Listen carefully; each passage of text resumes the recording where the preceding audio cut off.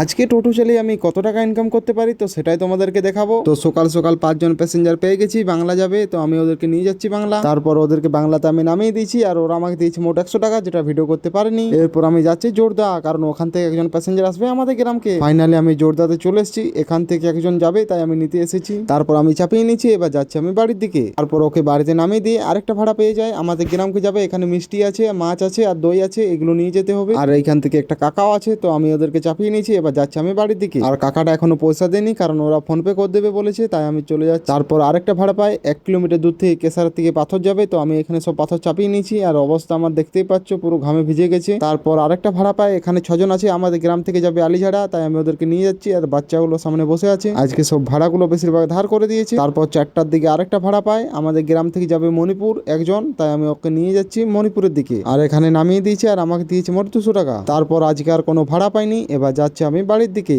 তো আজকে ভিডিওটা এই পর্যন্তই, দেখা হচ্ছে নেক্সট ভিডিওতে।